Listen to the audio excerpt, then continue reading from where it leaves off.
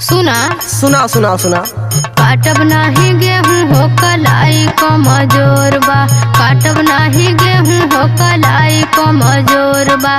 करके दरदिया उठल कोरे कोरबा, करके दरदिया उठल कोरे कोरबा।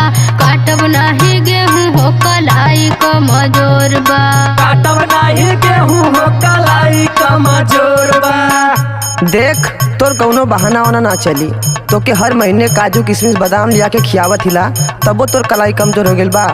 सुन सुनावा सुनावा। सुते नहीं पैबू हो टंगरिया पसार के, सुते नहीं पैबू हो टंगरिया पसार के। झड़ जाए नूर गोरी सोरा हो सिंगार के, झड़ जाए नूर गोरी सोरा हो सिंगार के। सुते नहीं पैबू हो टंगरिया पसार के, सुते नहीं